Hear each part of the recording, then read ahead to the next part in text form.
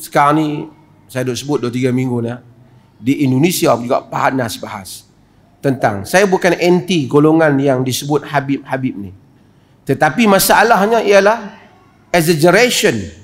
Apabila orang cuba melebih-lebihkan seolah-olah keajaiban yang luar biasa. Habib itu macam saya sebut, boleh padam api neraka, boleh duduk, bila dipanggil boleh selesai masalah, bila dipanggil boleh menyelamatkan. Dan tuan-tuan tahu, setiap orang yang exaggerate ni, dia besarkan ini, dia ada faedah di belakangnya. Saya selalu sebut contoh pada tuan-tuan. Kalau betul ada manusia yang begitu boleh ganti Tuhan, walaupun mereka tak kata ganti Tuhan, mereka kata kita tawasul. Tawasul lain makna dia, istighathah, minta tolong kepada mayat lain. Kalaulah ada orang yang you boleh sebut nama dia, panggil dia, dia boleh tolong, kenapa awak tak panggil Abu Bakar ya? Tidakkah Abu Bakar insan yang terbaik selepas daripada Nabi? Kenapa tak panggil Umar? Kenapa tak panggil Osman? Kenapa tak panggil Ali? Tapi mereka tak panggil nama-nama ni. Maka panggil Habib-Habib mereka, wali-wali mereka yang ada di kubur tertentu, kerana di belakang hal ini tuan-tuan ada bisnes yang lain. Awak kalau nak ni, awak kena pergi kubur wali sekian. Wali sekian ni saya yang akan bawa. Saya yang ada kenalan dengan dia. Ini cucu dia. Ini darah dia. Semua ni ada program yang akhirnya ada pihak yang akan collect duit atau menguang keuntungan. Dan itu yang berlaku. Pergi ke Mekah tak puas hati lagi. Lagi tak minta dikubur. Di India, Berelawi, semayang tak puas hati lagi. Nak doa, pergi ke kubur.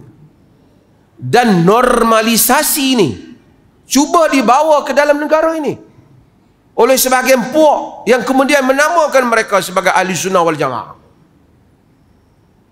Tidak ada kaitan hal ini dengan ahli sunnah wal jamaah. Bahkan ahli sunnah wal jamaah menentang hal ini. Di mana Abu Hasan Asy'ari sebut hal ini? Abu Hasan Asy'ari seluruh apa yang dia adalah membahaskan masalah sifat, masalah-masalah isu di dalam akidah. Di mana masalah kubur yang disebut oleh Abu Hasan Asy'ari. Dan ini pengajaran kepada sebahagian golongan salafi yang pelampau yang memusuhi Hasan al-Banna rahimahullah. Hasan al-Banna dalam usul 20, usul 20 Hasan al-Banna, 100 tahun yang dulu Hasan al-Banna telah merumuskan 20 usul dalam agama. Salah satu usul yang mesti dipahami oleh pengikutnya berhubung dengan memanggil mayat di kubur. Baca usul 20 Hasan al-Banna. Soal ayat sifat, soal mayat di kubur, soal tawasul, soal ibadat yang mengikut Nabi, semua Hasan al-Banna masukkan dalam 20 usulnya. Kamu memusuhi Hasan al-Banna, akhirnya kamu tengok yang datang ni siapa? Yang datang ini membawa ajaran-ajaran yang pelik. Kalau betul, kenapa pergi panggil wali tu? Orang telah bersalam dengan Abu Bakar, orang telah bersalam dengan Omar. Tak ada siapa tiap-tiap hari duduk pergi puja Omar. Seolah-olah itu pula perantara dengan Tuhan. Nabi SAW nak peperangan Badar. Nabi sujud minta supaya Allah menangkan. Nabi bersiap. Nabi tak kata malam ni kita mandi tapak, buka jurus, Quraisy mai daripada jauh, kita jus sekali semua terpelanting. Tak ada. Di dalam peperangan Uhud, apabila mereka langgar arahan Nabi, tewas peperangan itu, patah gigi Nabi, cedera pipinya. Nabi tersedih, terbunuhnya Hamzah, syahid. Terbunuhnya sahabat-sahabat yang dikasihi. Tak ada pun. Nabi kata, Hamzah, tak apa, aku bagi satu ilmu kang, dia petikam tak jadi apa. Ini satu rupa bentuk agama yang diperkenalkan versi yang tidak dikenali oleh zaman Nabi. Sebab itu Dr. Yusuf Al-Qaradawi rahimahullah, apabila dia membahaskan beberapa pemikiran Al-Imam Al-Ghazali tentang masalah insan kamil. Dan kita memuji ketokohan Al-Ghazali, tetapi kata Yusuf Al-Qaradawi, sebahagian daripada teori insan kamil yang disebut oleh Al-Ghazali dan selainnya tidak dicapai oleh para sahabat Nabi sallallahu alaihi wasallam. Begitu idealis. Adakah kita nak kata Nabi ni jenis semayang tak khusyuk? Berapa kali dah duk silap dalam semayang? Insan, ia terlupa. Ia terlupa. Supaya kita tahu, kita boleh mengikut baginda. Allah itu hakimun khabir, maha bijaksana dan maha mengetahui hal manusia ini. Dihantar dengan sifat-sifat yang demikian. Nabi Isa alaihi salam, sebab tu Nabi kata la tatruni kama ataratin nasara Isa bin Maryam. Jangan kamu melampau pada aku seperti mana Nasara melampau pada Isa bin Maryam. Hanya kerana lahir tanpa bapa, akhirnya apa? Mereka melampaui batas. Pada zaman dia, mereka hina dia. Kemudian timbul teori anak Tuhan. Anak Tuhan. Akhirnya tak ada ya Allah, oh Jesus. Syiah berlebih-lebihan dalam Ahlul Bait. Husain, tuan-tuan pergi ke Mekah musim haji ke musim tuan-tuan pergi buat umrah, tuan-tuan dengar mereka kata apa? Ya Husain, ya Husain, ya Husain. Mana Fatimah? Ya Husain, ya Husain, ya Fatimah pun kadang-kadang. Tak ada lagi ya Allah. Sebahagian mereka kadang-kadang sangat ya Allah, ya Husain, aghisni, wahai Husain, tolong aku. Sekarang yang panggil wali pun sama. Minta Habib ni tolong, Habib ni tolong, berkat Habib ni tolong selamatkan. Ya Husain, ya Husain. Dibandingkan Syiah dengan yang wali-wali yang mereka panggil, ya Husain itu Husain bin Ali. Husain itu adalah Husain ibnu Fatimah bintu Rasulullah. Husain bin Fatimah, Fatimah anak Rasulullah. Hak wali hak depa duk panggil kok Indonesia ke kok Malaysia ni ke apa kok mana Arab mai hak pakai jubah ni, negeri dia pakai seluar jin mai sini pakai jubah ni. Yang ni wali-wali ni yang mereka panggil ni, yang konon pada mereka wali ni, dibandingkan nothing dengan kedudukan Husain. Pun Syiah tidak diterima di sisi Ahli Sunnah. Orang Sunni tak panggil ya Husain, ya Husain. Apabila wafatnya Rasulullah SAW, tak ada sahabat fikir nobody boleh jadi khalifah kecuali daripada titis keturunan Nabi. Kalau tidak, mestilah menantu Nabi Ali. Tak ada. Pencalonannya ialah Abu Bakar. Kemudian senarai nama yang kemudian Omar, tak ada bantahan. Kemudian senarai nama yang Omar letakkan. Kemudian berlaku pencalonan antara Osman dan Ali. Majoriti memilih Osman. Bukan Ahli Sunnah tidak menghormati Ahlul Bait, tapi bukan itu caranya. Apa yang sedang berlaku hari ini ialah naz'atut tasyayyu', pengaruh Syiah yang dimasukkan dalam dunia Sunni, yang exaggerate Habib ni berlebihan. Dan di Indonesia sekarang dah mula ada yang mempertikaikan keabsahan kata Habib daripada Yaman ni memang keturunan Nabi. Yang ni saya tak tahulah, ini perbahasan debate mereka sejauh mana Ubaidillah itu ya, itu sabit dia sebagai memang anak kepada Said Muhajir. Tak apa, itu biar perbahasan ahli nasab. Tapi hatta sahabat-sahabat Nabi, ramai orang yang keturunan Rasulullah, tidak dilebih-lebihkan seperti sekarang ni. Alhamdulillah, negeri Perlis ni kita terselamat. Kalau ni ikut negeri Perlis rajanya Said. Rajanya Said. Orang kata Perlis tak hormat Habib. Rajanya Said. Jordan Said. Kalau nak kira semua Said, kita kena angkat, jangan petikai. Ada ahli parlimen yang Said tu. You kena pangkal. Saya terpaksa sebut hal ini kerana dia telah menjadi satu bara. Dan orang-orang awam ini dia tak tahu apa. Yang dia tahu nak pergi minta ayak, pergi beratok minta ayak. Nabi nak perang kena bersiap.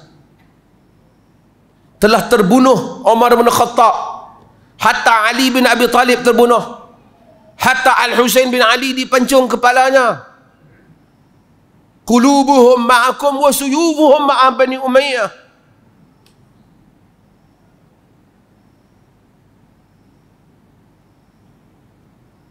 Agama datang. Tuhan tak jadikan dengan masuknya Islam awak jadi Superman. Hatta Nabi sakit. Bila agama datang dalam versi ni. Sebab tu saya, tuan-tuan, apa mukjizat Nabi kita Muhammad sallallahu alaihi wasallam? The greatest miracle of our prophet. Apa dia? Quran. Quran. Kita tak nafikan mukjizat yang lain. Tapi semua orang yang masuk sekarang di Europe, di Barat, orang masuk Islam kena baca Quran. Orang baca Quran kena nak tahu macam mana Hamas, macam mana rakyat Palestin begitu dahsyat dapat bertahan apa yang ada dalam jiwa mereka. Ketika orang Barat yang kaya, Jepun yang kaya bunuh diri. Tuan-tuan di Malaysia ni pun duk cakap healing. Semua benda dah rasa tak tahan jiwa ni, nak kena cari healing sana, healing sini. Apa yang menyebabkan mereka yang dibom, ketika dibom, innal Allahu Akbar, inna lillahi wa inna, masih lagi sujud pada Allah di celahan batu. Tak pernah komplain Tuhan. Mereka nak cari Quran. Quran is the greatest mukjizat. Allah jadikan Quran kerana Quran adalah mukjizat yang berpanjangan. Nabi ada mukjizat yang lain yang berlaku, tapi Quran adalah terbesar. Kalau orang tanya orang Yahudi, saya selalu ulang daripada dulu saya muda. Apa mukjizat Moses? Apa mukjizat Musa? Tungkat Musa dipukul, keluar fanfajarat minhu 12 aina. Keluar air, terbelah laut. Tapi mana tungkat tu? Dulu it was, dulu. Bolehkan you show me? Boleh awak tunjuk pada saya? Tak boleh. Buku menyatakan. Apa mukjizat Isa? Menghidupkan yang mati dengan izin Allah, mencelekkan yang buta, menyembuhkan orang yang sopak. Mana mukjizat itu? Dulu. Ketika Isa ada. Nuh dan semuanya. Mana mukjizat Quran? Mana mukjizat Muhammad? Quran. Muhammad telah wafat. Man kana ya'budu Muhammadan fa inna Muhammadan qad mat.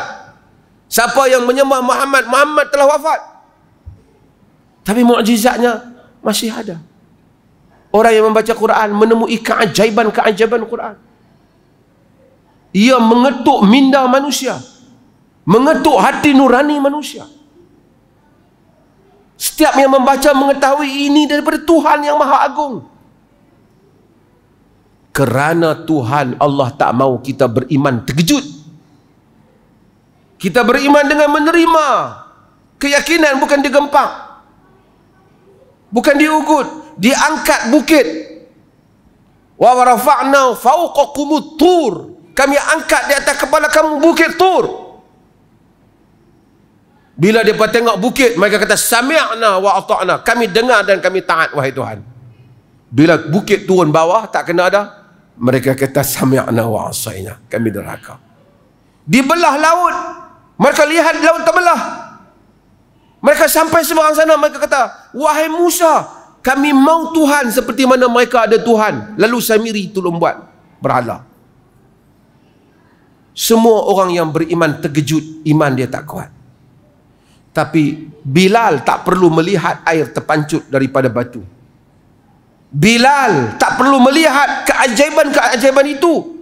Tetapi Bilal beriman kerana akalnya menyatakan Islam benar, nuraninya menyatakan Islam benar. Dia letak batu di atas dadanya, tidak berubah agamanya. Sumayyah tidak melihat, Nabi belum pemenang, bahkan Nabi pun menyembunyikan diri daripada semasa gerakan dakwahnya. dari mengelakkan pengikutnya ditindas. Tapi Sumayyah syahid, dibunuh, no complain, tak pernah kata kalau engkau benar wahai Muhammad, menangkanlah kami. Ketika Khabat al-Ard kata, ala tad'u lana, ala tastansiru lana, tidakkah boleh engkau doa pada kami, tidakkah kau boleh minta Allah menangkan kami? Nabi sebut tentang apa yang menimpa kaum yang dahulu dalam hadis yang selalu kita baca. Tapi Nabi menyatakan walakinnakum tasta'jilun, tapi kamu tunggu apa? Sekarang version yang Nabi bawa ni dia tak mau. Dia kalau kau ustaz mesti boleh buat benda-benda ajaib. Baca ayat ni sembuh penyakit ni. Baca ayat ni dapat yang ni. Nak berlaku macam ni pasal ustaz tak jadi berlaku macam ni. Pergi jumpa Habib, menega tak jadi naik, terus jadi kaya. Saya tak nafi soal iman, soal doa, kalau Allah mustajab, ya boleh berlaku. Tapi bukan version itu yang Nabi bawa. Ini adalah agama yang kita beriman dengannya, kita menanggung risiko beramal dengannya, untuk kita berdiri di hadapan Allah. Ya Allah, aku beriman denganmu, sekalipun menghadapi rintangan di atas muka bumi ini. Hadza huwa ad-din. Ini agama. Dan versi inilah yang mesti kita perkenalkan kepada manusia. Jika tidak, tuan-tuan, tengok ramai budak-budak muda sekarang pertikai Islam, jadi ateis, jadi macam-macam, kerana dia tengok tak ada apa yang didakwa itu tak benar. Agama jadi mainan golongan ustaz saja. Kalau setakat tuan-tuan nak cerita pegang jadi macam ni, tuan-tuan pergi dengar padri-padri yang ceramah di gereja. Lagi macam-macam ceramah mereka tentang miracle yang mereka boleh produce. Kononnya in the name of Jesus. Tuan-tuan setakat nak puji Habib keturunan Nabi, tuan-tuan pergi tengok Syiah puji lagi hebat. Bukan puji ni hak keturunan Nabi hak mai dah jalur ke berapa ni. Imam dia yang 12 tu semua keturunan Nabi. Daripada Hasan, Husain, Baqir, Sadiq, Kazim, semua keturunan Nabi. Memang terus cucu-cucu Nabi. Kalau itu menjadi pengukur, maka Ahli Sunnah adalah mazhab yang salah. Tapi landing yang saya sebut, landing yang sedang datang ni, dia terbangkan dulu versi ni, nanti Syiah datang mudah. Kalau satu orang boleh panggil, wahai Abdul Qadir Jalani, aghisni ya Ghaus, wahai Abdul Qadir Jalani, tolong aku. Why is different? Awak panggil, oh Jesus help me, wahai Jesus tolong aku. Nabi Isa lah Nabi, ni Rasul, yang ni wali saja. Kalau boleh panggil, wahai Habib tolong saya. Tuan-tuan tengok, Indonesia banyaklah ceramah-ceramah macam ni. Lebih panggil, ya Husain, wahai Husain bin Ali, cucu Nabi, tolong aku. Iyyaka na'budu wa iyyaka nasta'in.